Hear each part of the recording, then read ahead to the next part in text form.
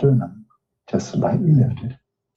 E o externo, o osso externo, ligeiramente elevado. Like a soldier standing at attention, now sit at attention. Um soldado que permanece de pé, atento, permaneça sentado, atento. With your abdominal muscles loose and relaxed. Com os músculos abdominais soltos e relaxados. As you breathe in, let the sensations of the breath flow right down to the belly, which expands as you inhale and falls back as you exhale. E quando você inspira, note as sensações no abdômen que se expande quando você inspira e que relaxa quando você expira.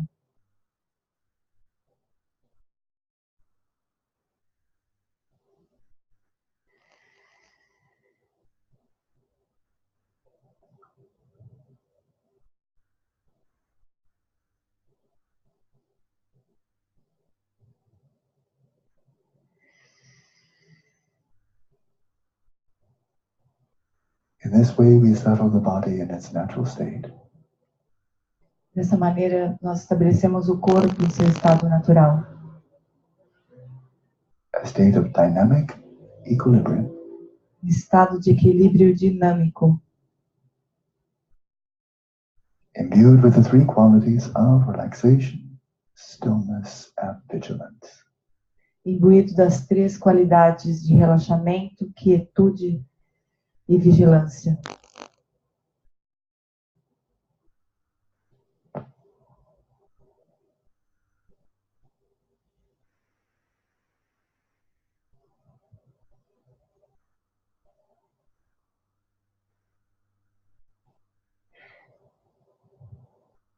It is a sustainable stillness, sustained with a balance of relaxation and vigilance.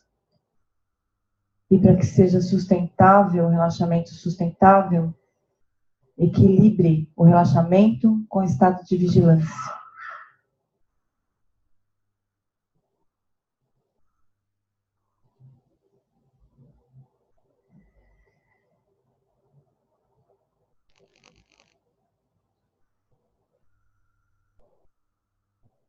Then we take on the subtler challenge of settling the speech in its natural state.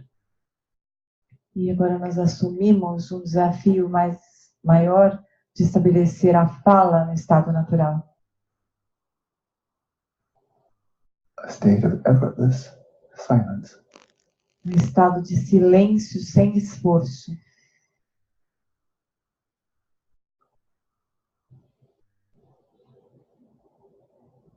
Outwardly, you've probably already succeeded. Externamente, nós já temos sucesso. In terms of your public speech. Em termos de fala pública. But in terms of your private speech, the conversation of the mind, this is more challenging. Mas em termos de fala interna, da conversa mental, isso é um pouco mais desafiador. To bring forth a continuum of effortless silence in the mind. Produzir um contínuo de silêncio sem esforço da mente.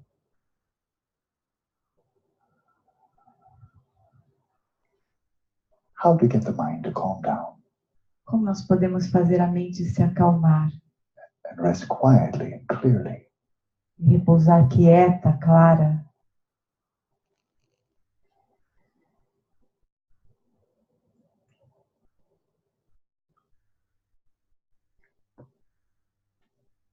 To facilitate this, we settle the respiration in its natural rhythm. Para facilitar essa tarefa, nós estabelecemos a respiração em seu ritmo natural.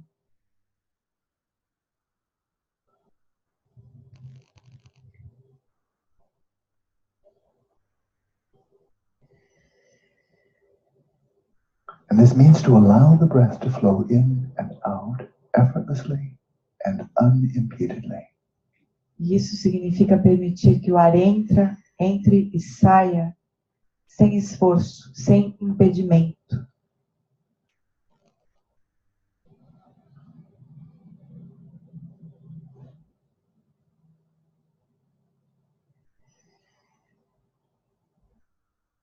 breathing as effortlessly as if you were deep asleep. Respirando profundamente, como se você estivesse dormindo profundamente, sem qualquer esforço.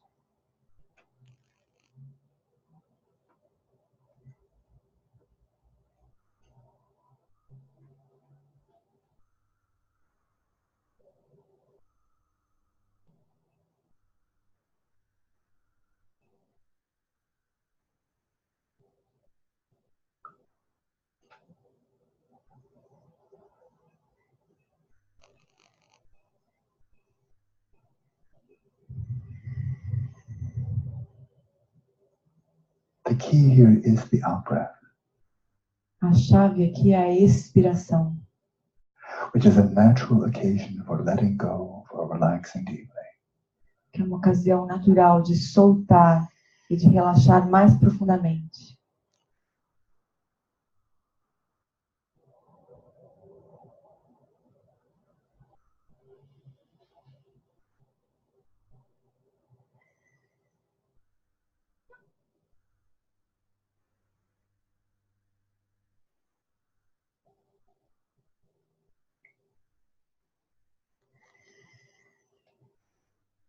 With each out-breath, relax the body more and more deeply as you surrender your muscles to gravity. Com cada expiração, relaxe o corpo mais e mais profundamente, deixando que os músculos se rendam à gravidade.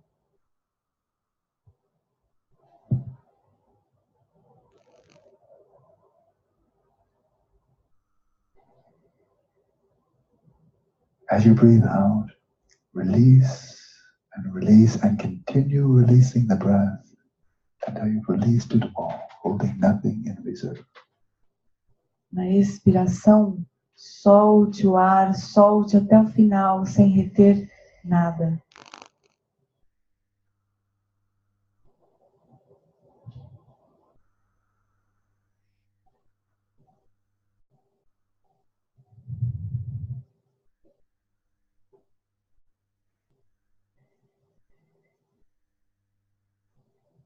With every out-breath, release any thoughts, images, memories that may come to mind.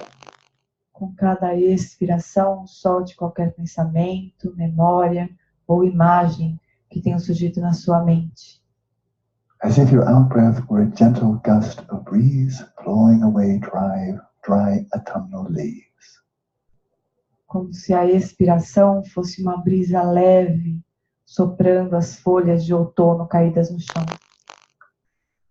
Without trying to stop the thoughts, simply release them and let them dissolve into the space of the mind. Não tente impedir os pensamentos, eliminar os pensamentos. Apenas solte-os e deixe que eles dissolvam-se de volta no espaço da mente.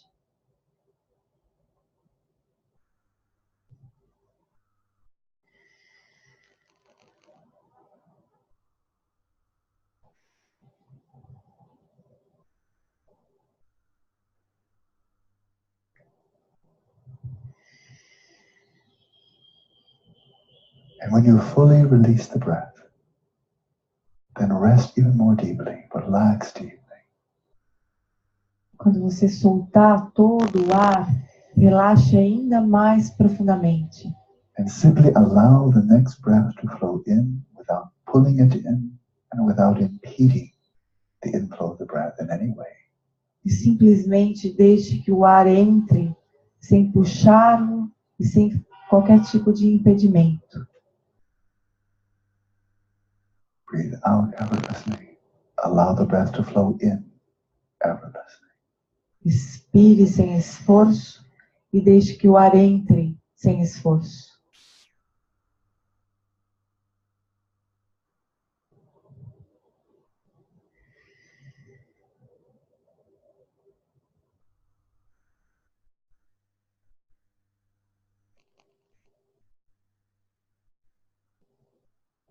Release all sense of ownership of the breath, all control over the breath. Libere qualquer senso de ser dono da respiração, qualquer esforço ou controle da respiração.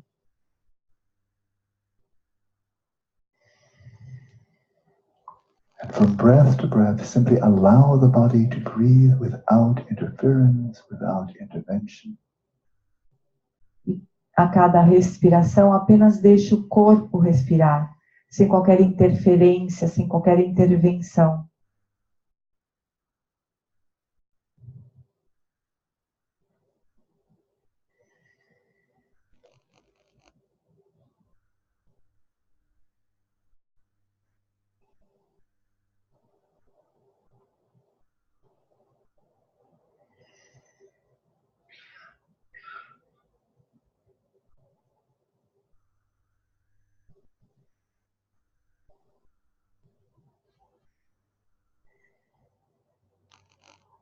And allow the breath to find its own rhythm without superimposing any preconceived rhythm upon it. Deixe que a respiração assuma seu ritmo natural, sem impor qualquer tipo de ritmo à respiração.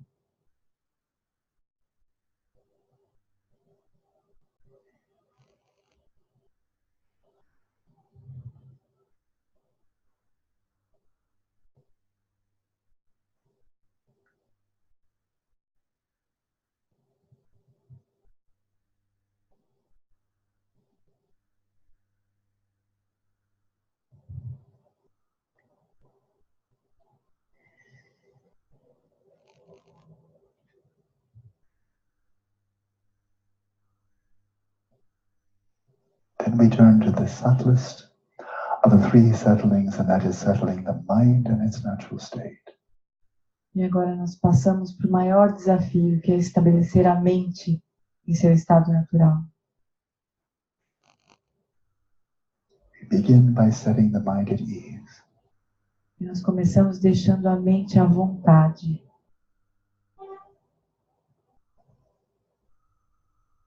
And we do that during the short duration of this session by releasing all hopes and fears, all concerns about the future and the past. E nós fazemos isso durante a curta duração dessa sessão, liberando qualquer preocupação com o presente ou com o futuro, qualquer esperança ou medo. In the classic Buddhist teachings, we speak of a life endowed with leisure and opportunity. Nos textos clássicos budistas, nós falamos sobre a vida humana de liberdades e oportunidades. Right now, give yourself the opportunity to rest in stillness in the present moment in a spirit of leisure. Nesse momento, se dê a oportunidade de deixar a mente repousar na quietude e no momento presente, como uma oportunidade.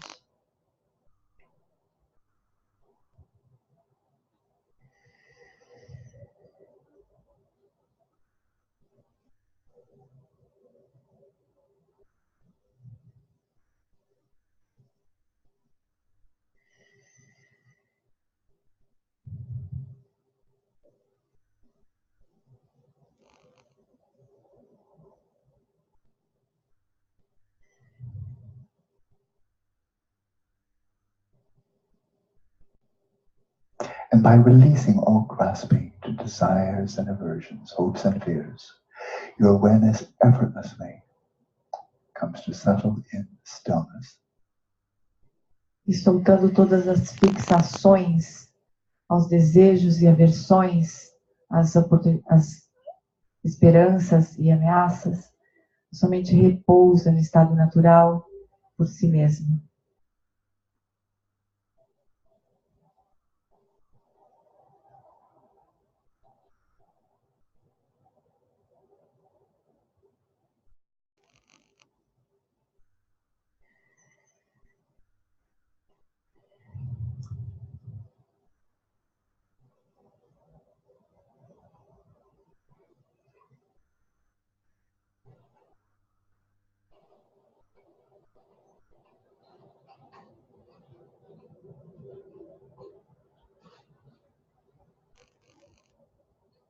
And awareness by nature is clear, luminous.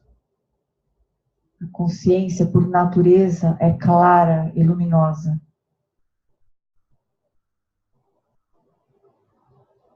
So let your awareness come to rest in a state that is relaxed, still, and clear.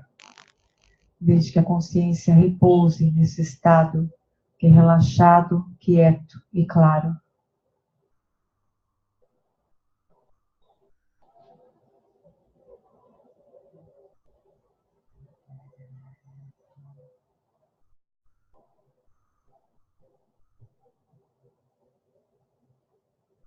Awareness that is clear and cognizant, wide awake.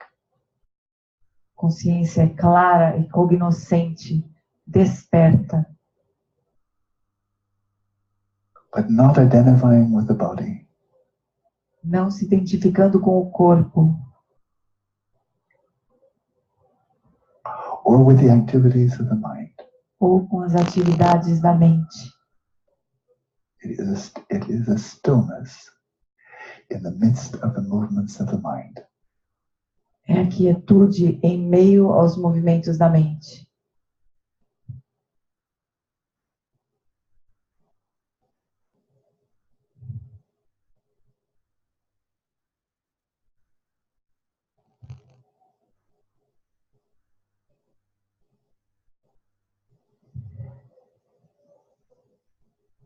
Without doing anything with your mind, simply rest in being aware. Sem fazer qualquer coisa com a mente, apenas repouse e esteja consciente. Awareness resting in its own place, Consciência repousando em seu próprio lugar, not being directed outwards or inwards. sem se dirigir para fora ou para dentro.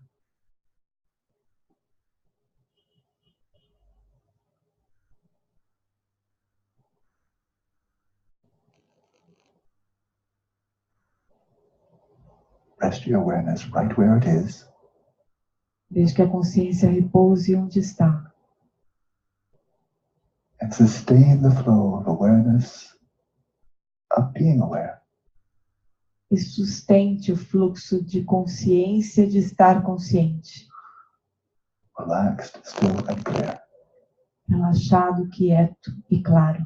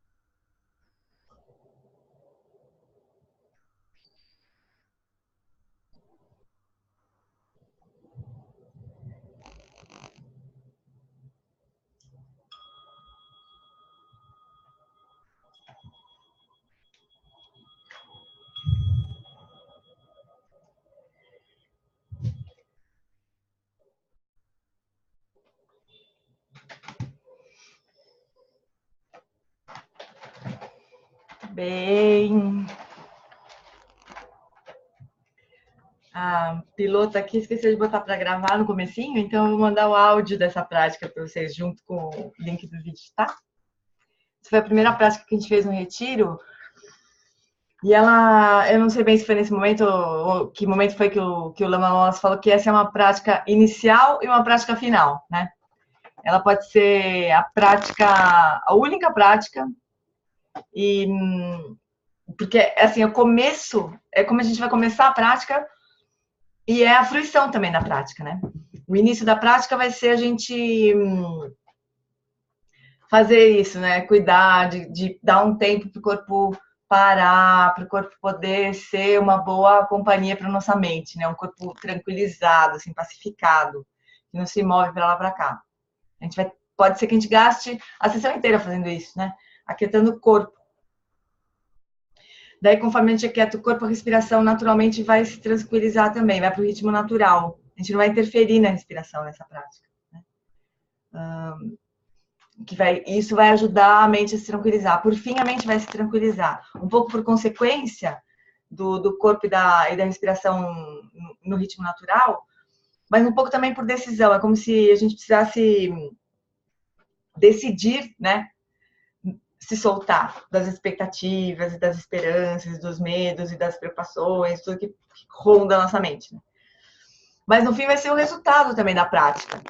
Então, quando a gente atinge shamatha, a nossa mente e nosso corpo vão estar no estado natural, né? A nossa energia, a nossa fala vai estar no estado natural. É tudo. Então, é o começo e a fruição também, né? Então, pode ser uma prática que a gente possa fazer, se a gente fizer só essa prática, tá bem, em termos de shamatha, né? Cultivar essa quietude em meio ao movimento, que foi todo o tema do retiro. Como é que a gente pode cultivar um espaço quieto, mesmo com a mente se movimentando, mesmo no meio das coisas da nossa vida, das circunstâncias da nossa vida, né? Então, isso a gente pode levar para o nosso dia também, né?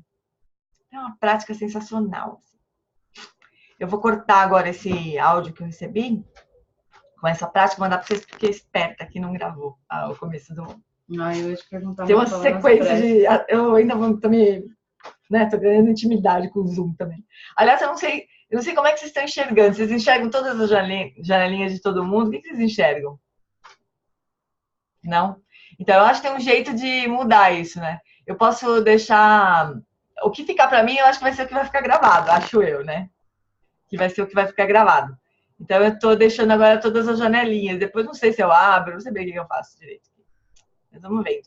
6 janelinhas a Aricélia tá vendo. Eu vejo 25 numa página e mais, sei lá quantas na outra. 14 na outra, né? Tem 39 pessoas agora. Então, eu vejo só 25 de cada vez. Mas vocês podem também achar esse jeito de ver 25 pessoas de cada vez na tela de vocês, dependendo de que tela que vocês estão também, né? Mas vamos caminhando com o nosso super, hiper zoom. Então, vamos só falar quem tá nesse momento aqui. O Alex, eu acho que é o Alex Galvão, do Rio.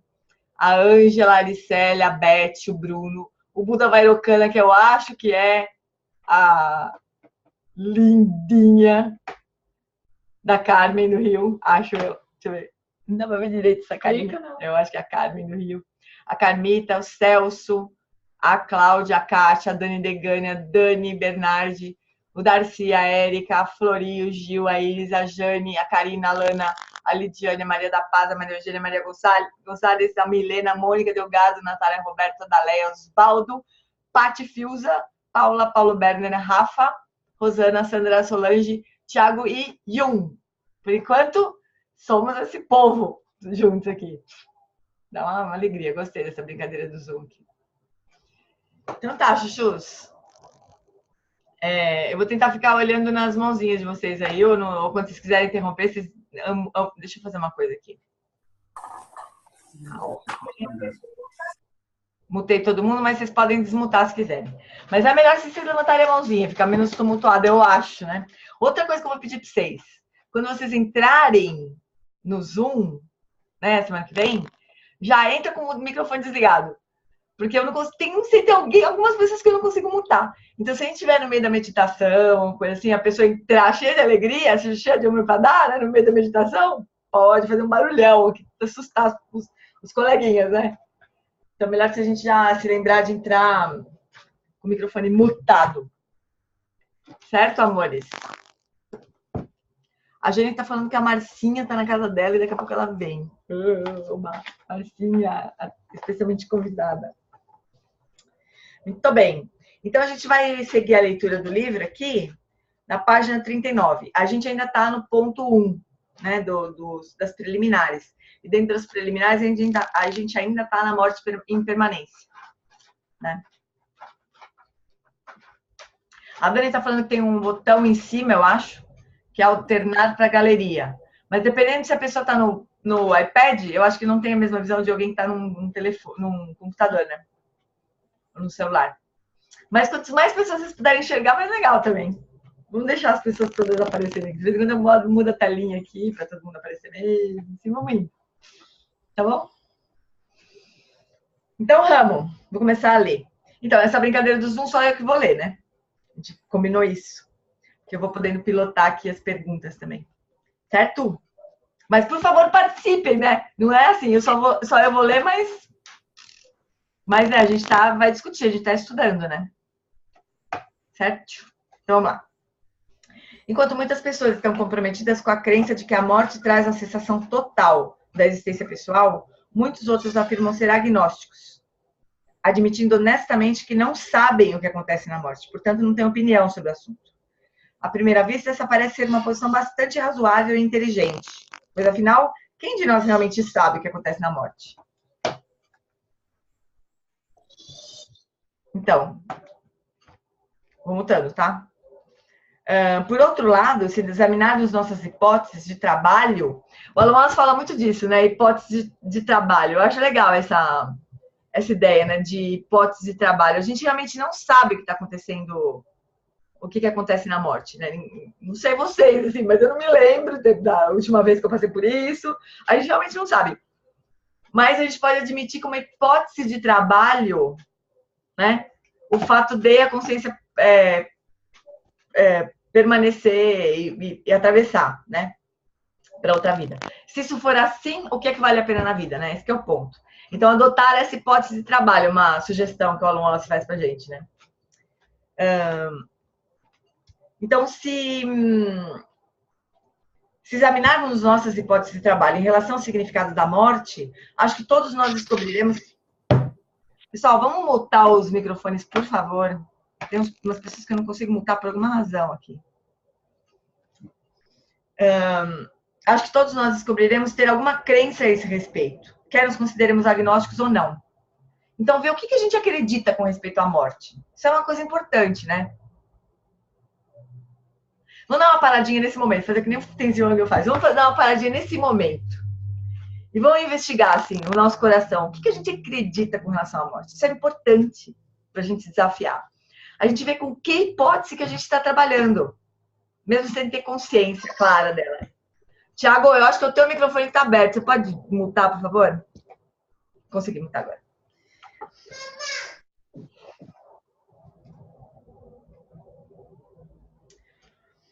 Então, vamos parar um minutinho, assim, vamos examinar isso. Como é que é para nós? O que a gente acredita com respeito à morte? A nossa morte, não a morte do outro, a nossa morte. Qual é a crença que a gente tem? O que a gente assume como premissa com respeito à nossa morte?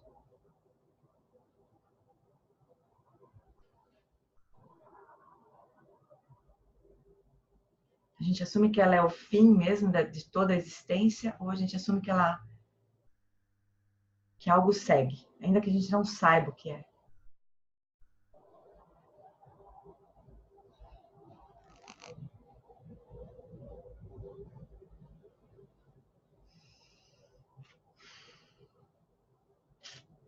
Alguém quer compartilhar a sensação aí com respeito à morte?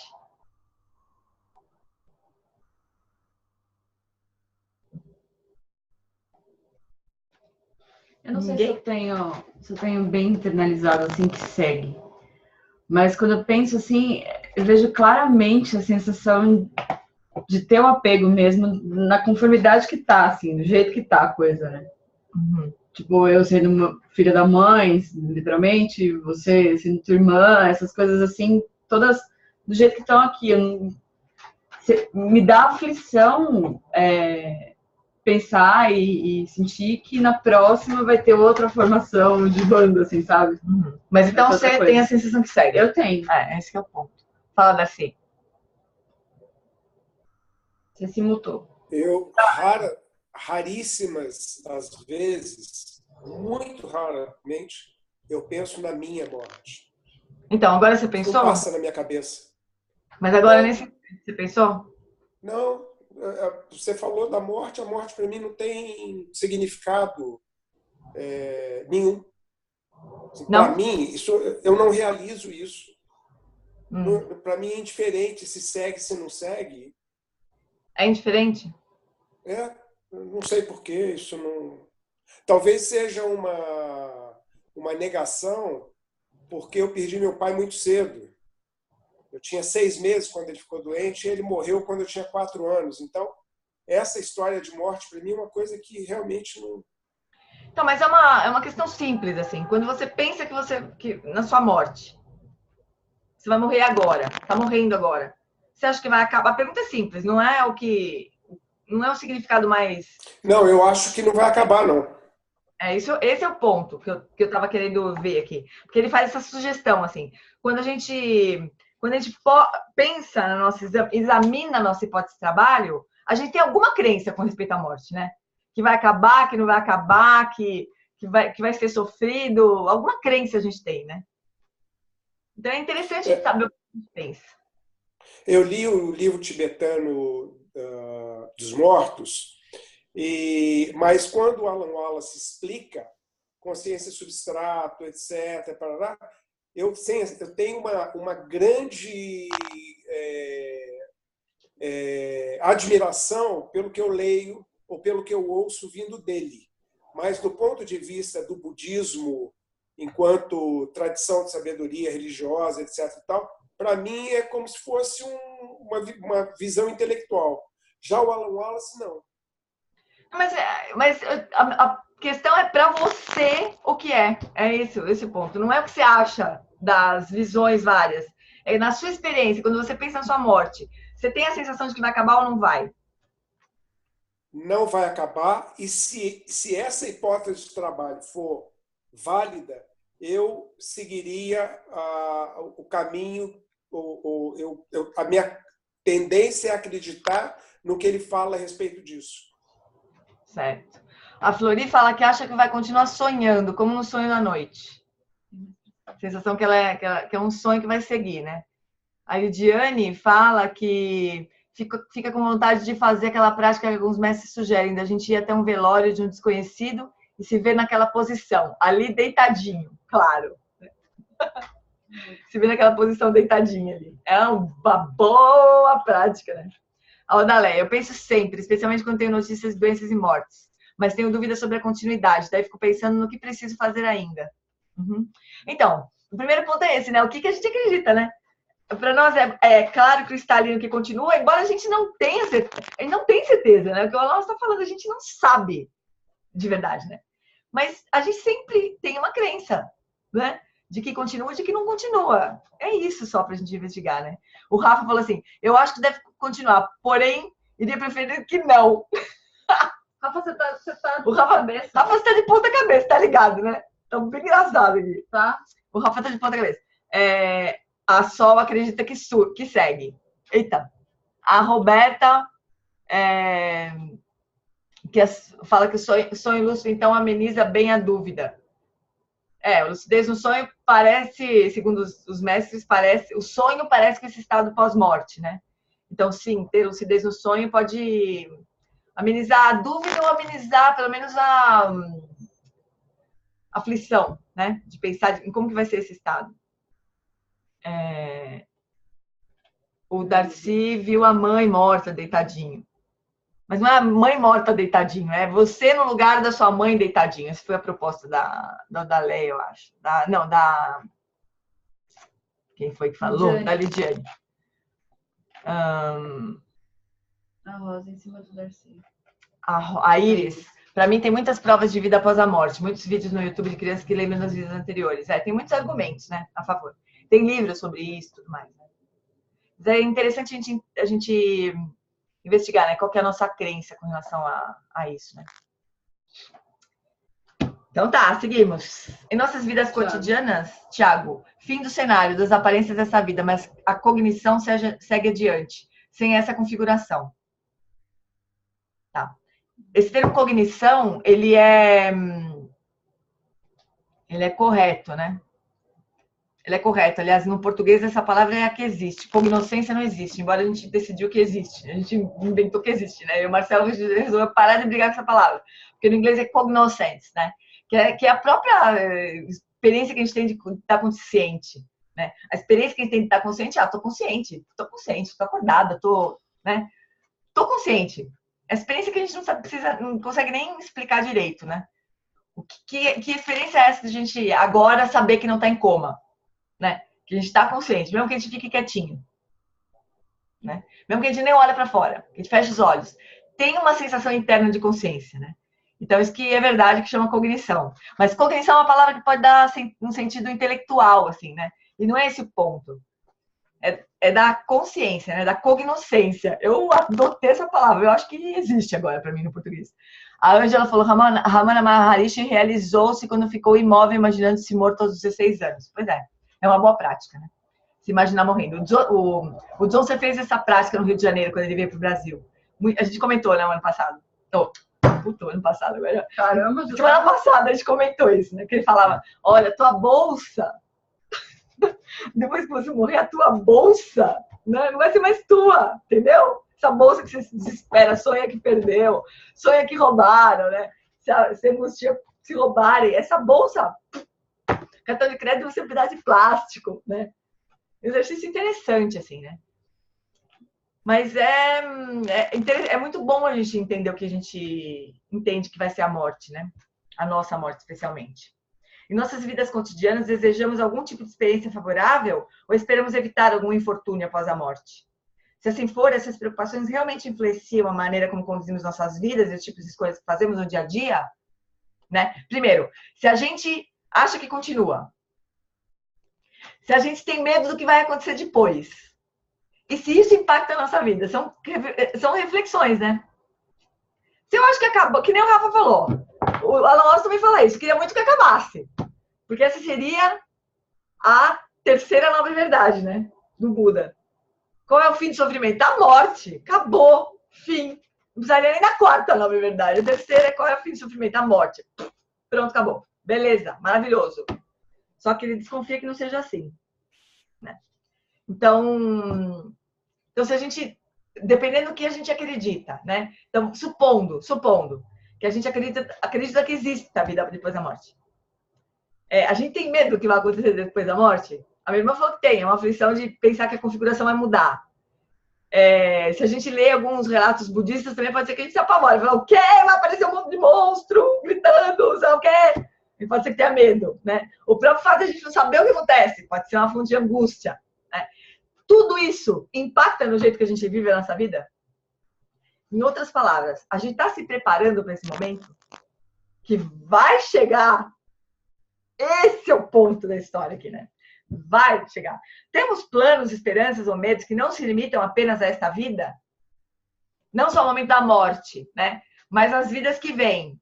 Por exemplo, a gente está cultivando a aspiração de encontrar o Dharma rapidamente na próxima vida? Eu, do fundo do meu coração, eu aspiro isso. Toda vez que eu faço aquela última prece do SEB, que a presença das três joias nunca se separe do fluxo mental dos seres. Aquela prece me toca. Eu desejo aquilo para mim, desejo para todo mundo que está fazendo prática ali comigo.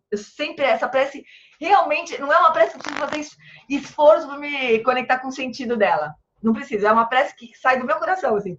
Que a presença das três joias nunca separe do fluxo mental dos seres. Que a gente se encontre com o Dharma rapidamente, assim. Que a gente nasça na casa de um lama. Que a gente, sei lá, que a gente encontre o Dharma, seja ele qual for, né? No meu caso, eu tenho uma preferência pelo Dharma budista, mas não precisa ser, né? Eu olho para o Darcy e já fico pensando nisso, não precisa ser o Dharma budista, mas que eu encontre alguma coisa que dê sentido pro meu caminho, né? Que me ajude a seguir o caminho, né? Que todos nós aqui, que nós todos encontremos o Dharma rapidamente na próxima vida, de preferência juntos todos. Se a resposta a todas essas perguntas for não, então estamos baseando as nossas vidas no pressuposto de que não experienciaremos nada após a morte. Mesmo se dissermos que acreditamos na continuidade da consciência após a morte, se todos os nossos desejos e preocupações estiverem restritos a esta vida, ainda estamos usando a hipótese de trabalho de que não experienciaremos nada após a morte. É como se a gente não levasse muito a sério o que a gente mesmo acredita, né? Ah, eu acho que segue, sim. Mas a gente leva a nossa vida como se isso não importasse mesmo, né? Se segue, se não segue, dane-se se segue, se não segue. Eu vou tocar minha vida do jeito que der agora. Né? Então, isso significa que a nossa hipótese de trabalho é de que a morte acaba com tudo. Né? É a terceira nobre verdade. Mesmo essa premissa é apenas uma crença, semelhante à afirmação da continuidade da consciência individual após a morte. Ele fala que é sempre uma questão de acreditar. Acreditar que acaba ou acreditar que não acaba. É uma questão de crença. Agora tem mais ainda, né? O que a Dani falou, puta vida, tô ruim de... O que a Iris falou. Tem muitas evidências de continuidade da consciência após a morte. E para quem acredita que não continua, é simplesmente como se a pessoa não estivesse procurando, não estivesse olhando, né? É tipo assim, tem diferença. Então, você pega sua bolsa, por exemplo, né? Procura teu celular. A gente tá falando, segue com certeza. Yes, segue com certeza. Então, olha só, né? Como é que é a questão das evidências, né? Você pode estar procurando seu celular. Aí você pega a sua bolsa, olha mais ou menos na bolsa e fala assim, acho que não tá aqui. Né? O celular não tá aqui, eu acho. Outra coisa é você pegar a bolsa e virar tudo em cima da mesa, olhar tudo e falar, não está aqui. Né? No primeiro caso, você não encontrou o celular na bolsa. Você não encontrou. No segundo caso, não está. Né? Então, a questão da crença no fim após a morte é o primeiro caso, é não encontrar. Porque você não está olhando direito, inclusive, né? Porque se você olhar direito, como a Iris falou, existem evidências de crianças que se lembram das vidas anteriores. Indiscutíveis, assim. É só a gente olhar. Mas não está na agenda, né? Não está na mídia, não está no Streamline, não está, né? Mas quem quiser procurar, vai achar, né? Então, ele fala que os que assumem qualquer uma dessas posições de que existe vida após a morte ou não, são crentes. É uma questão de crença. Né? A base da afirmação budista da conservação da consciência é a experiência do próprio Buda. Vocês lembram? O Buda falou que lembra de todas as vidas anteriores, né? Experiência do Buda. Corroborada por incontáveis contemplativos budistas após ele, incluindo o Dalai Lama. Dalai Lama, num encontro que teve na Austrália, acho que há uns 2 anos, ele falou que se lembra de todas as vidas anteriores dele, inclusive as não humanas. Então, me parece que ser budista, se declarar como budista, tem um pouco a ver com essa crença, sabe? Os insights dessa experiência direta foram formalizados no contexto de um relato coerente e racional da natureza e das causas da consciência. Muitos budistas e outros contemplativos afirmam que a consciência continua após a morte, e muitos deram instruções claras sobre como o praticante pode confirmar essa verdade por si mesmo. Aqui tem uma referência de Buda Ghosa. Muitos cientistas cognitivos, por outro lado, também afirmam saber que a consciência cessa na morte. Qual é a base dessa afirmação? A ciência moderna não tem meios de detectar objetivamente a presença ou a ausência da consciência em qualquer coisa, humana, animal, vegetal ou mineral. Essa vez que eu estava lá no CBTT, estava tendo um evento com o Dalai Lama e com cientistas lá na Itália, né? E eu já comentei com vocês, eu acho, que tinha lá uma pessoa, um cientista que estuda os estados de consciência ele estuda principalmente o coma, e principalmente aquela síndrome de locked-in, né? De você ficar aprisionado dentro do corpo, estando consciente, né? Aquela experiência do ruim que dá nas anestesias, às vezes, né? Então, ele fala que, assim, os cientistas, eles têm dificuldade em detectar a consciência sem sem estímulos visíveis, né? E mensuráveis pelos instrumentos que a gente tem hoje. É isso, né? A nossa capacidade de detectar consciência está limitada pelos instrumentos que a gente tem hoje para medir isso, né? Então, a gente não tem como afirmar que não existe consciência depois da morte com base nos instrumentos que a gente tem hoje, né? Por quê? Porque os instrumentos que os contemplativos desenvolveram, que é essa investigação em primeira pessoa, que o Alonso fala, né? De a gente mesmo desenvolver habilidades, ferramentas para investigar por nós mesmos, isso não tem como medir com os instrumentos que a gente tem, né? Hoje, na ciência, assim. Não tem como medir, é um outro caminho. Mas é um caminho que não dá pra gente... Como que a gente vai negar isso, né? Vários grandes contemplativos chegaram nesses mesmos relatos. Como é que a gente vai achar que o Dalai Lama tá doido? O Dalai Lama tá viajando, imagina. Lembra das outras vidas? Tem que pensar bem, né? Antes de falar isso, né? Acho que o Dalai Lama tá meio viajando. Difícil de falar isso, né? A ciência moderna não tem meios de detectar objetivamente a presença ou a ausência da consciência em qualquer coisa, humana, animal, vegetal ou mineral. Eles não dispõem de uma definição de consciência amplamente aceita. E os cientistas cognitivos também não descobriram as causas necessárias ou suficientes que levam ao surgimento da consciência. Eles têm descoberto cada vez mais correlatos cerebrais com estados específicos de consciência, né? Eles conseguem ver que determinada área do cérebro é ativada quando um determinado estado de consciência está presente. Mas descobrir correspondência não significa causalidade, né? As coisas estão acontecendo simultaneamente, mas não é necessariamente em relação causa e efeito, né? Eu posso me mexer ao mesmo tempo que a minha irmã, mas não quer dizer que ela se mexeu por causa de mim, né? São coisas que acontecem simultaneamente, são correlacionadas realmente, mas não necessariamente causais, né? Eles têm descoberto cada vez mais correlatos cerebrais com estados específicos de consciência, mas ainda não descobriram o que há no cérebro que permite produzir ou mesmo influenciar os estados de consciência. A Mônica Delgado está escrevendo ali. Jim Tucker, 55 anos, é hoje uma autoridade mundial na pesquisa sobre crianças que se recordam de suas vidas passadas. Diretor médico da Clínica de Psiquiatria Familiar, Infantil e Familiar dos Estados Unidos, é autor de Vida Antes da Vida, Editora Pensamento e Retorno à Vida, de dezenas de artigos em revistas científicas. Pois é. Sabe quanto que eles recebem de verba para fazer pesquisa sobre esse tema? 0. Né? Vocês lembram, no último retiro, o Alonso comentou que... Ai, fome, eu tô me derretendo aqui de calor. Eu acho que o Jim Tucker trabalhava... Como é o nome dele? Eu acho que é Ian Stevenson, se eu não me engano. Eu acho que era o... Não sei se eles trabalhavam juntos, mas tem um Ian... Eu acho que é Ian Stevenson. Tem uma turma boa trabalhando nisso, né? Mas ele perguntou para esses pesquisadores, talvez seja Jim Tucker, que talvez seja uma pessoa que está dando sequência para o trabalho, né? Perguntou se... Eles já publicaram muitos artigos. Se alguma vez eles receberam alguma crítica aos artigos que eles publicaram. E ele falou que recebeu 0 de críticas. Ou seja, nenhum outro cientista se dispôs seriamente a investigar, né? A criticar o trabalho do cara. Não é assim, falar que, não sei, não li, não entendo disso. É criticar, olhar aquilo, investigar as premissas, né? A base do estudo e criticar, fazer uma crítica científica ao trabalho. Ninguém se dignou a fazer isso, né? Quer dizer, não interessa muito. Em suma, como o filósofo materialista Daniel Dennett reconhece, com relação à consciência, ainda estamos em uma terrível confusão. A consciência é o único tópico que muitas vezes deixa até mesmo os pensadores mais sofisticados confusos sem saberem o que dizer. Na ausência de evidências científicas claras, parece que a base da visão materialista da consciência é simplesmente uma predileção metafísica, ou uma questão de fé na primazia da matéria. Mas é uma questão de fé.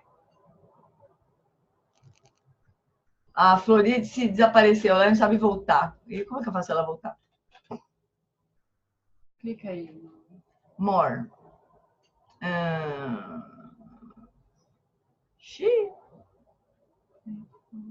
Flori, eu não sei como fazer. Eu tenho medo de mexer aqui. Posso até te botar para fora aqui. Porque é uma possibilidade. Você pode sair e entrar de novo. Ah, você não tá vendo o seu, mas você tá vendo tudo e tá ouvindo tudo? Você pode deixar assim. A gente que não vai te ver só. Estamos vendo, ela tá vendo. A gente tá te vendo, viu, Flori? Tá tudo bem. Continua aí. Se quiser falar, você me levanta a mãozinha que eu te desmuto aqui. Pisca a luz. É que ela não consegue se desmutar se ela quiser. Pisca a luz. Mas pisca a luz. Com tão pouco conhecimento real fornecido pela ciência sobre a natureza e sobre as origens da consciência, que fundamentos temos para a crença na morte eterna e sem consciência? Por mais reconfortante que seja essa noção, como disse o Rafa, neste momento parece ser pouco mais do que pura conjectura. Além disso, essa crença simplesmente ignora as experiências de inúmeros contemplativos em todo o mundo que alcançaram estados profundos de concentração meditativa e afirmam ter confirmado por si mesmos a existência de vidas passadas, como o próprio Buda. Os contemplativos budistas não se consideram em terrível confusão em relação à consciência. Talvez seja porque eles fazem parte de uma herança rigorosa que levou a investigação experimental da consciência muito a sério, durante mais de 2 milênios, enquanto a ciência moderna negligenciou a consciência até a última década do século XX. E ainda não dispõe de meios precisos para investigar a consciência em primeira pessoa, que é a única maneira de saber que a consciência existe. Não é de admirar que a ciência ainda esteja perdida a esse respeito. Quando aceitamos a teoria da continuidade da consciência, além da morte, como uma hipótese de trabalho, a meditação sobre a morte se torna um grande remédio para as aflições mentais. O que tem valor face à morte? Frente à morte, no momento da morte, o que tem valor?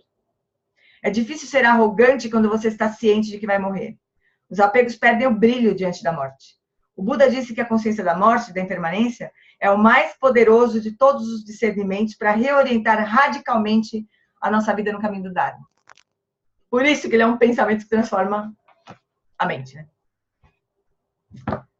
Estão indo bem por enquanto, pessoal? Amores? Quando levanta a mãozinha, sobe. Ah, é? Quando levanta a mãozinha? Ah, e quando... É porque eu tô meio aflita para ver quando é que vocês vão levantar a mãozinha. Você consegue levantar a mãozinha? Levanta a mãozinha, Iris. Você tá lá pra baixo. Aparece. Porque tem uma lista aqui, né? E tem 2 telas, que eu não consigo ficar vendo todo mundo ao mesmo tempo. Mas quando alguém levanta a mãozinha, ela sobe na lista, eu vejo. Então, beleza. Pode baixar. Então, vamos ver. Pode baixar, amor. Obrigada.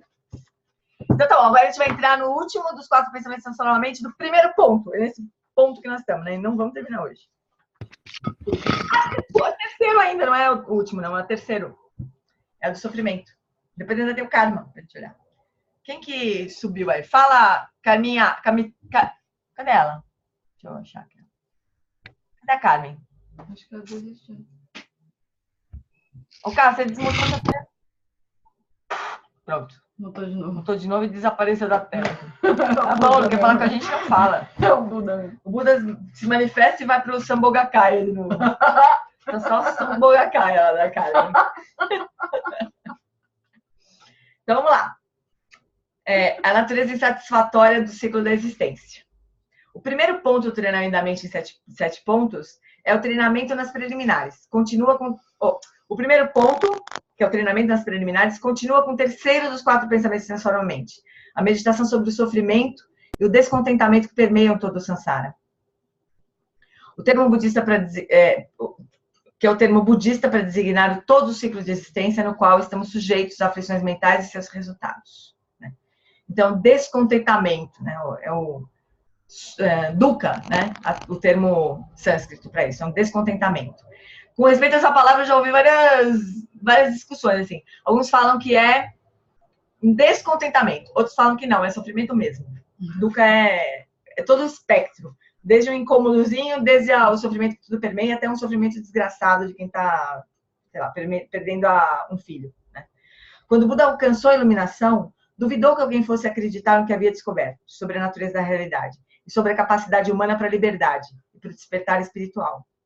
O Buda deixou o Bodhigaya, o local de sua iluminação, dirigindo-se para Sarnath, em busca de seus 5 antigos companheiros, com quem meditou e praticou a austeridade por 6 anos. Né? Então, quando ele se iluminou, ele praticou 6 anos aquela prática louca de mortificação, de austeridade extrema, até a hora que ele falou, tô morrendo, não é por aí, vou fazer outra coisa. Vou achar outro jeito, né? Aí se lembrou da experiência que ele tinha tido, de jovenzinho, de ter atingido o Shamatha. Vocês lembram dessa discussão? Que eu acho que ele não vai falar sobre isso. Mas tem uma coisa interessante sobre esse ponto aí. Eu acho que a gente comentou no outro estudo, mas bom a gente rever com todo mundo. Assim. eu sempre tive isso. Assim, bom, o Buda, ele atingiu vários estados, né, de Samadhi, com todos os professores que ele teve, antes até dos 6 anos lá. Todos os mestres que ele encontrava na Índia, quando ele saiu do palácio, não sei o quê, e ele se encontrava com esses mestres, ele encontrava, recebia ensinamento e atingia o mesmo estado de realização que aquele mestre tinha atingido, né? Aí fala, não é isso, ainda tá aqui, né? O sofrimento ainda tá aqui, eu não tô libertado, não tô liberado. Pegava, largava e ia pra procurar outro mestre. Até que ele se sentou debaixo da árvore de bode e falou, só levanta daqui quando estiver iluminado, né? Fez todas aquelas práticas de austeridade, né? E daí, bom, daí quando ele achou que estava morrendo, ele falou, não, acho que não é esse caminho, não sei o que vai ser, mas se lembrou dessa experiência que ele tinha tido de jovenzinho, de ter atingido o Shamatha espontaneamente, assistindo um festival que o pai dele estava organizando. Ele estava lá, tranquilamente, debaixo de uma macieira, e atingiu o Shamatha espontaneamente, né? Aí eu pensava assim, mas como assim, né? Ele deve ter atingido o Shamatha 500 mil vezes com os professores todos que ele encontrou. Como é que ele se lembra de uma experiência? Porque é o seguinte, nessa experiência, ele atingiu o Shamatha, ele se lembrou da experiência de atingir Shamatha, de atingir o acesso ao primeiro dhyana, ao primeiro estágio do Samadhi, né? Nesse primeiro estágio, que é o primeiro de 4 graus cada vez mais sutis de Samadhi, né? Que já estão... O primeiro dhyana, ele já está no reino da forma. Então, o Buda, quando ele atinge, ou qualquer um quando atinge Shamatha, põe o pezinho fora do reino do desejo. É o reino onde todos nós estamos, né? Onde estão os 6 reinos que a gente conhece na roda da vida. Quando a gente atinge Shamatha, a gente atinge como se a gente chegasse na porta e ultrapassando a gente vai entrar no reino da forma, né? Mas nesse primeiro Samadhi, nesse primeiro dhyana, a mente dispõe de certas ferramentas de investigação, de capacidade unifocada, 4 ferramentas. 5 ferramentas, acho. 5 ferramentas. De capacidade de foco impressionante, assim, muito perfeito, né? De bem-aventurança, de investigação grosseira, de investigação sutil, análise grosseira, investigação sutil e bem-aventurança, já falei. E alegria, acho. São 5 fatores do dhyana, né? Conforme o praticante avança para os próximos dhyanas, esses fatores vão se perdendo. Então, por que o Buda se lembrou desse estágio, dessa experiência especificamente, e falou assim, esse é o caminho, né? Porque nesse estágio, a gente tem todas as ferramentas para pegar os obscurecimentos todos sutis e detonar, e fazer as práticas de Vipassana perfeitamente. E se liberar do samsara, por fim, né? Então, por isso que tem essa fase, assim, que ele se lembra dessa experiência de quando ele era jovem, tinha atingido Shamatha espontaneamente, e naquele momento ele tinha um estado de mente e fatores mentais do primeiro dhyana que são indispensáveis para dissolver todos os obscurecimentos do samsara. Então, é como se ele tivesse passado nos outros treinamentos que ele tinha recebido, ele tivesse passado batido desse estágio, né? Porque era a parada dos mestres naquela época, era atingir o 4º dhyana. Era lá o ápice do reino da forma.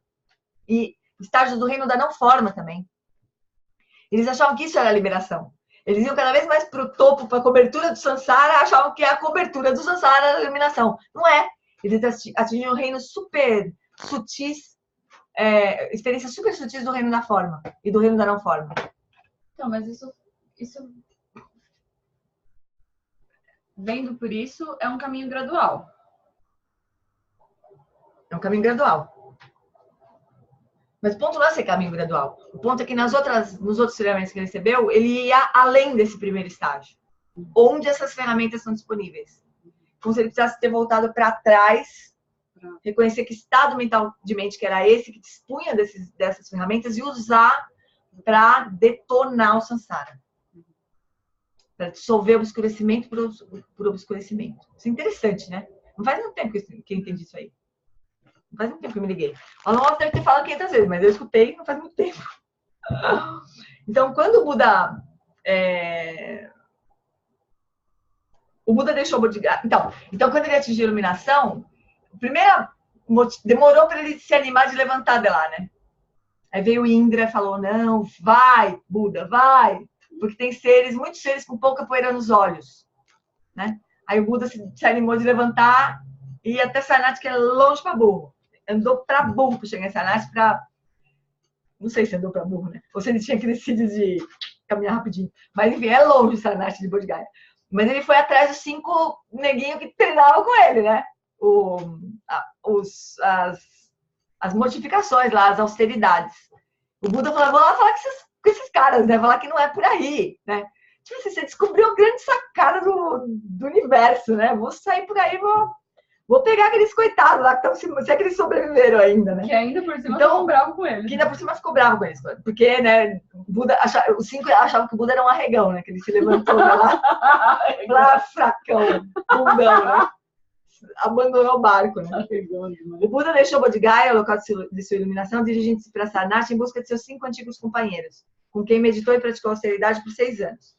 O Buda os considerou bons candidatos para compreender o que ele revelaria. O primeiro ensinamento do Buda não foi sobre felicidade. A primeira coisa que ensinou aos seus antigos companheiros foi a realidade do sofrimento. O que adiantava o Buda falar: olha, minha mente agora, pessoal, é assim, assado, cozido, ensopado. Como é que a gente pode saber, né? O estado da mente do Buda, qual que é? O máximo que aconteceu é as pessoas ficarem babando, mas não foi isso que ele fez. Ele foi falar sobre o que era possível de as pessoas se relacionarem, né? Então, o Roberto está falando assim: Gê, se puder comentar dentro do contexto de trazer o Dharma para o cotidiano, ver o sofrimento como o sofrimento que você comentou no grupo de tutorados, foi tão tocante, porque faz a gente crescer na relação com o outro e consigo mesmo. Encarar a realidade definitivamente, que não vamos ficar alimentando o sofrimento por ignorá-lo, por dar a ele outra explicação, como, por exemplo, a reação perturbação com perturbação, justificando ver o sofrimento como o sofrimento faz crescer. Eu acho que a gente vai falar disso, porque ele vai falar de todos os níveis de sofrimento, né? Então, acho que a gente vai falar disso, né? Porque a Roberta está dizendo assim, que um ponto importante é a gente enxergar o sofrimento, né? Primeiro, que é isso, né? O pensamento transforma a mente, é enxergar o sofrimento. Na gente, tudo que é tipo de sofrimento, e no outro, né? Acho que a gente vai tocar nisso, mas a gente pode falar. Enquanto a gente não reconhecer o sofrimento do outro, a gente não tem nenhuma chance de brotar bodhicitta, né? Por isso que ele é um pensamento que transforma a mente. Enquanto a gente não enxergar o sofrimento com todas as caras e disfarces que ele tem, não vai surgir o talo do lótus, né? Não vai surgir a motivação de se livrar disso. Então, é isso. O primeiro ensinamento do Buda não foi sobre felicidade. A primeira coisa que ele ensinou foi a realidade do sofrimento. Primeiro, na brevidade. Primeiro, reconheça a realidade do sofrimento. Há tanto que falar sobre felicidade, por que falar sobre sofrimento? Todos achamos que sabemos muito sobre sofrimento. No primeiro ensinamento do Buda em relação ao sofrimento e à natureza da existência, ele removeu a camada superficial da forte tendência habitual de negar o sofrimento. Reconheça o sofrimento, disse o Buda. E prosseguiu delineando os níveis sutis de sofrimento. Ele dissecou o sofrimento. Existem diferentes tipos de sofrimento. O primeiro é o sofrimento de sofrimento, é um sofrimento evidente, físico-mental. É aquilo que a gente olha e fala, sofrimento. Isso aqui não tem nem como negar. A gente olha e já dói na gente também. A doença e a dor física são um sofrimento flagrante. Há também os sofrimentos mentais de ansiedade, medo e infelicidade. Então, isso tem a ver com a imagem do nascimento da flor do lótus, né? Do nascimento da bodhicitta, do nascimento do praticante, tem a ver com enxergar o lodo. Já aproveitando o Darcy, a semana passada, eu mandei um texto para vocês que eu tinha lido no livro do Tendimpa, dizendo que o lodo, né? O apego, que caso não existisse o apego, certamente o sofrimento não existiria, né? Porque a gente soltaria imediatamente as condições desfavoráveis, ou as condições favoráveis, que depois vão representar sofrimento. Não fosse o apego, se a gente tivesse uma mente de teflon, como diz o Alan Wallace, né? A gente não veria o sofrimento. Não teria como surgir a motivação de se libertar disso.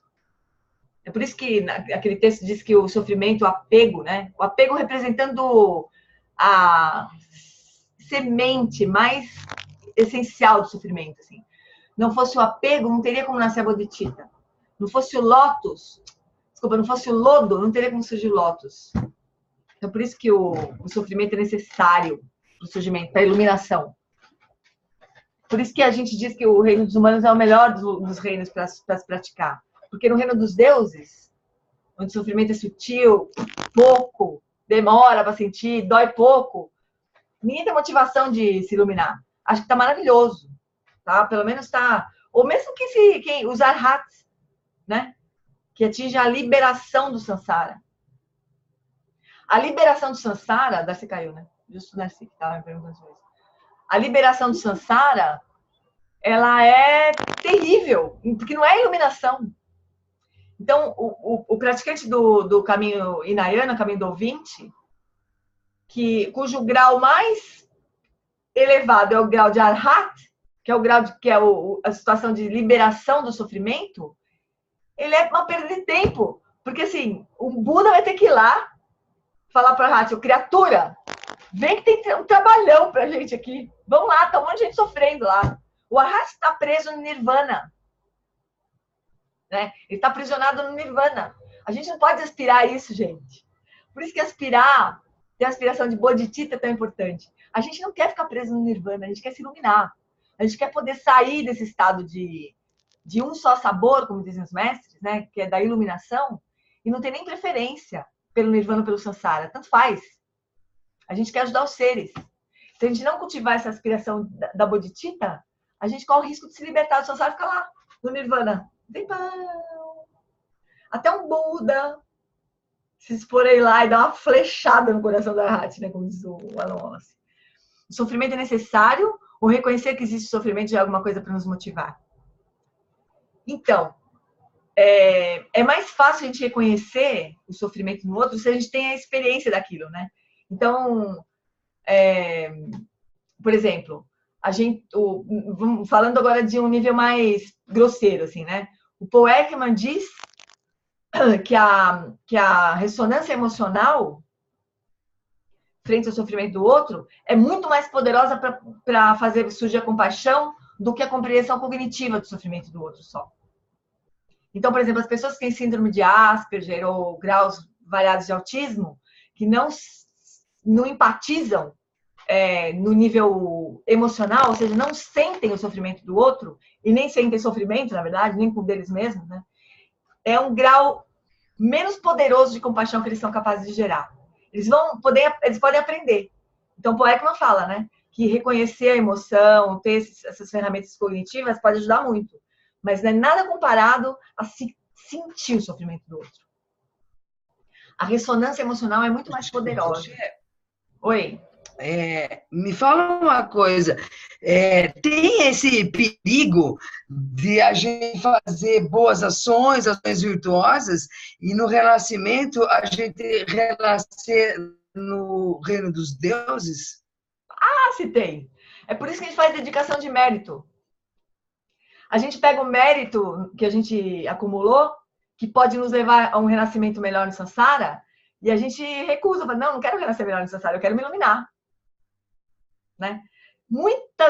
A gente que tem um renascimento positivo agora, a gente aspirou ter um renascimento positivo no Samsara. Sabe? A gente fez esse voto, né? Aspirou ter um renascimento melhor no Samsara, sabe? Não que a gente não queira ter condições melhores, né? Mas a motivação é que vai dirigir em que conta que esse mérito vai ser depositado, sabe? Se vai ser num renascimento positivo por puro prazer, sim, em renascimentos prazerosos e a cara afundada no Samsara, né? Ou um renascimento que vai nos conduzir a uma melhor prática. É isso que a gente precisa aspirar. Que a gente tenha condição nas próximas existências, se não for para se iluminar nessa mesma, né? Que a gente possa seguir o caminho. Então, é muito importante a dedicação de mérito. Por isso, né? E cultivar a aspiração de bodhicitta. Senão a gente corre risco, sim, de renascer no reino dos deuses e ficar lá curtindo a vida. Até esse mérito se esgotar, né? Então, é super importante isso.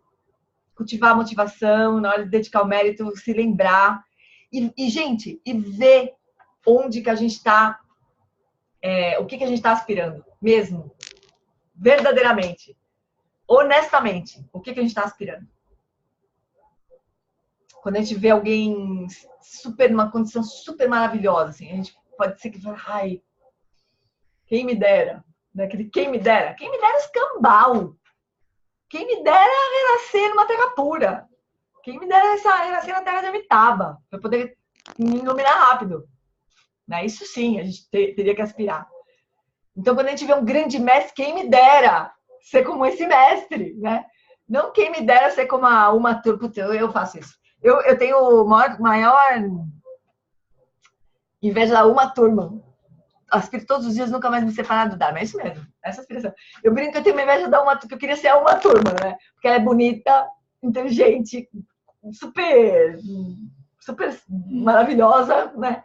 E filha do Robert Thurman, que é um grande professor. Então eu tenho uma inveja branca da uma turma. Mas a gente tem que ter cuidado, de verdade. Assim. Agora, falando sério, né? Com o que a gente aspira? Isso é o treinamento da mente, sabe? Em cada momento que a gente está vivenciando e tendo uma experiência, naquele momento o que está acontecendo. Porque a gente pode pensar assim, não, que nem a Solange escreveu, que maravilhoso. Eu não tô nem... O que eu vou dizer agora não está contrapondo a aspiração da Sol, nem de dia nenhum. Eu quero mais é que é só o mesmo desejo do fundo do coração em todos os momentos, se separar mais do Dharma, né? Mas o ponto é assim, a gente pode dizer, eu aspiro me iluminar. Mas será que quando a gente vê alguém numa situação melhor, ou quando a gente está numa situação de ruim no Sansara, a gente não aspira a ter uma condição melhor no Sansara? E, sabe, isso é treinamento da mente, né? É pegar no pulo. Se pegar no pulo, é se policiar, guardar a mente, ficar de guarda. O que está acontecendo aqui agora? Né? Porque é isso que conta. Não é o que a gente faz quando a gente está estudando aqui no Zoom. Não é isso que conta. Conta o que a gente está fazendo no dia a dia, em cada momento, né? É isso que conta. E essa coisa de aspirar ter um renascimento melhor no Sansara é super natural. É por isso que a gente está aqui agora. Porque a gente fez isso. A gente aspirou a estar melhor no Sansara. Mas ainda bem que a gente está no melhor do Sansara e tem condições de praticar. A gente também aspirou isso. Com certeza. Muito. O Lama falou para a Sol uma vez, né? O ano passado. Que a Sol chegou... Tadinha da Sol. Eu fiquei até me senti até um pouco culpada. Porque a Sol foi pro retiro do Alan Wallace e falou para mim assim, eu vou poder ficar só na iniciação e depois eu vou... Não. Ela falou assim, eu só tenho fim de semana. Eu falei, Sol, vai pra iniciação. Faz a iniciação pelo menos e vai embora.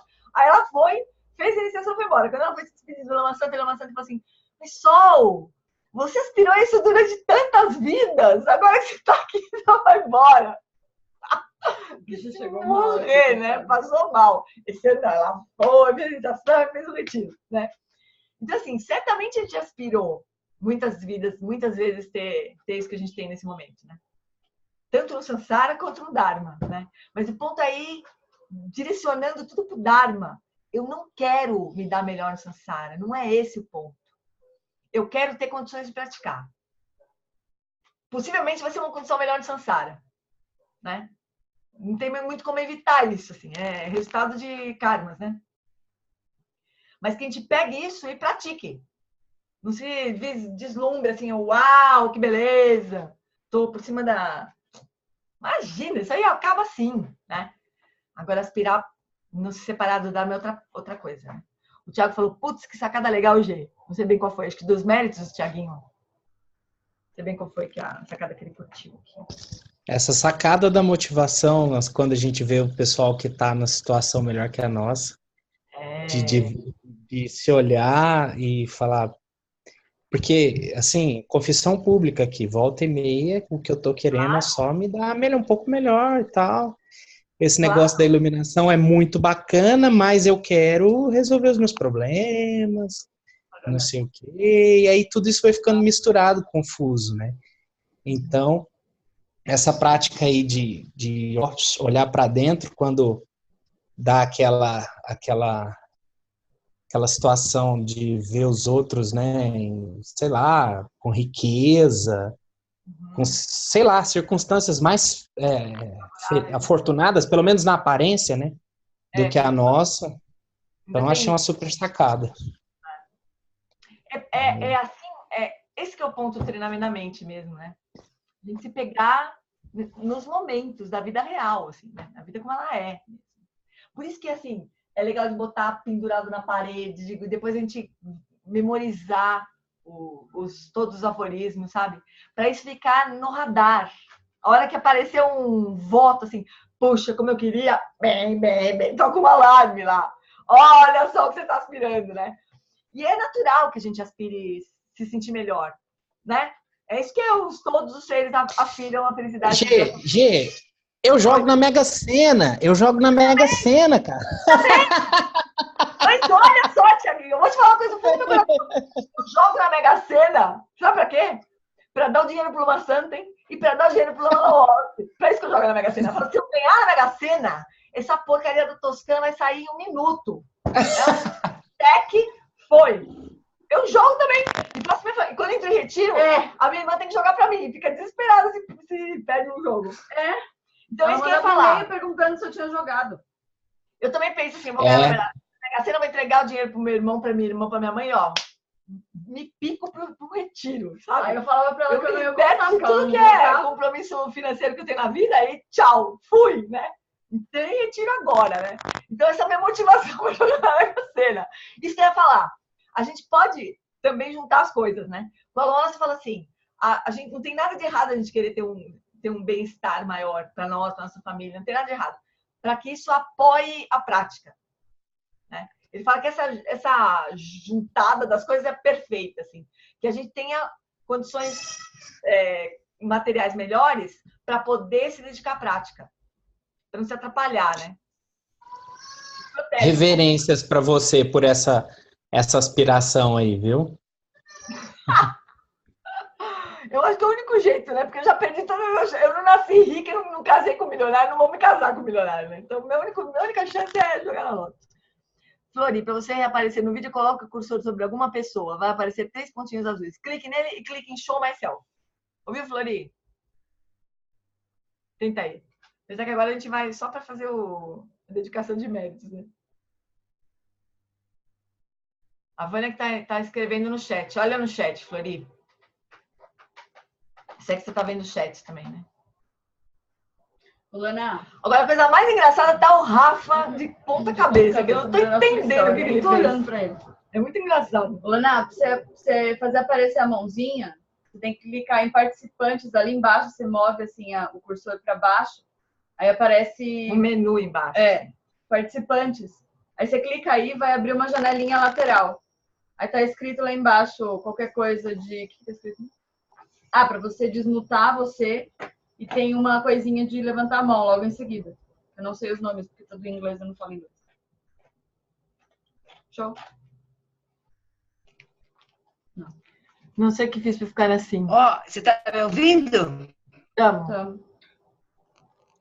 Então, tá aqui, ó. Eu pus onde você falou, abriu aqui participantes, aqui tá mute e depois rename. Rename? Não tem uns pontinhos Isso. aí? Não tem uma telinha escrito mais?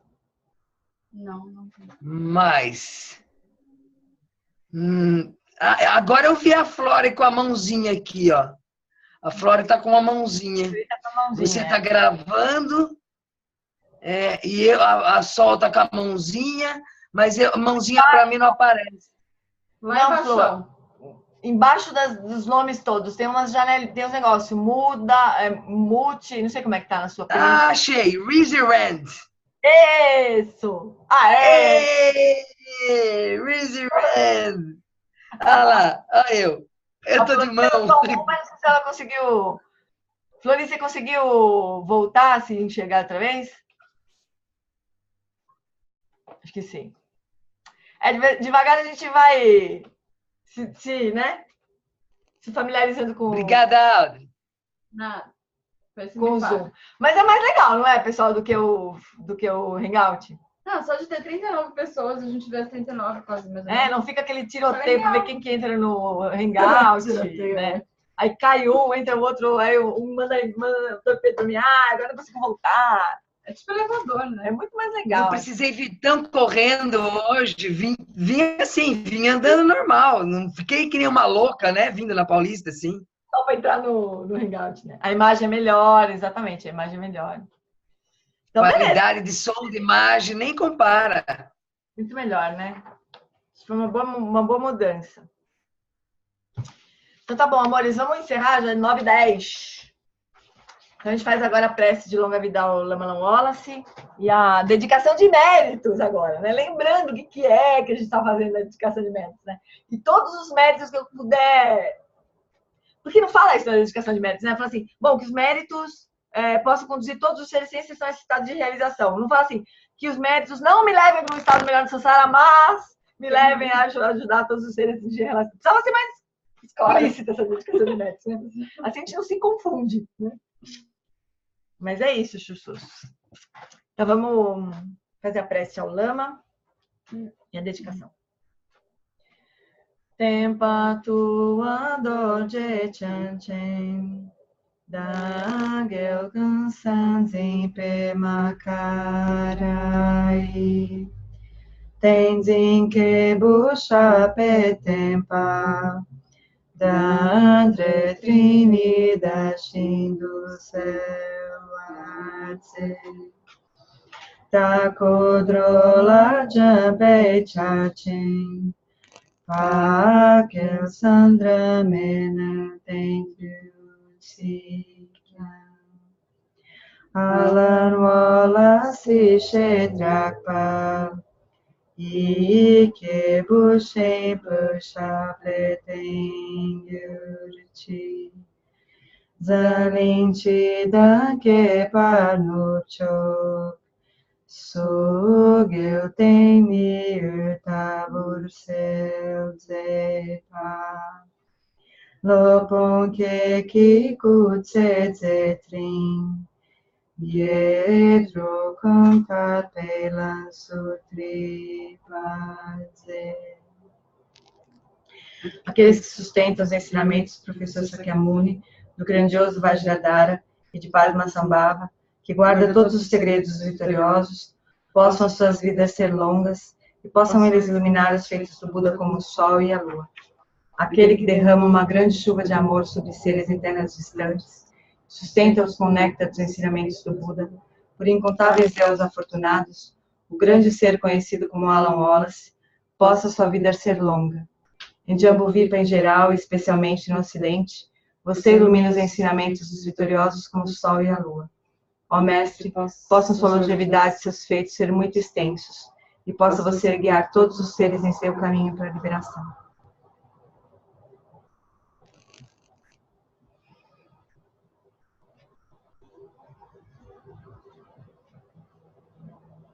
Dedicação.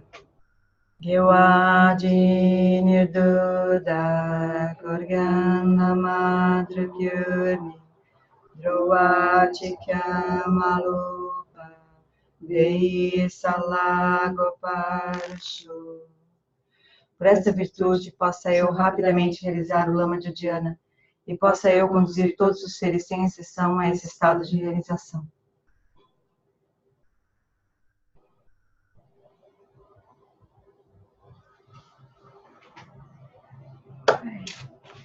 Obrigada, chuchus. Beijo para todo mundo. A Maria da Paz falando que está muito melhor. Que bom, fico feliz de ter dado certo esse nosso Zoom. Daí eu vou baixar esse vídeo, subir daqui a pouquinho no YouTube. E daí eu vou subir também na nossa pastinha, no Dropbox, a meditação que a gente fez hoje, o áudio. E se a gente puder... Parece que tudo congelou, né? Sempre tem uma hora que congela. Nós congelamos. Eita, nós congelamos, acho. Todo mundo congelou.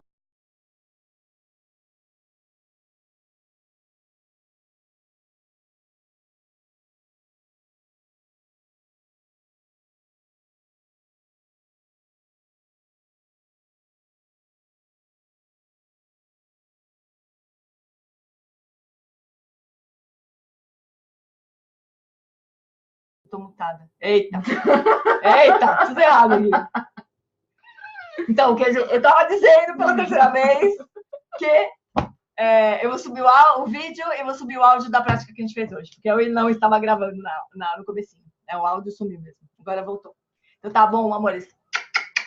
Mega beijo pra todo mundo. Até semana que vem. Fiquem bem. Beijo.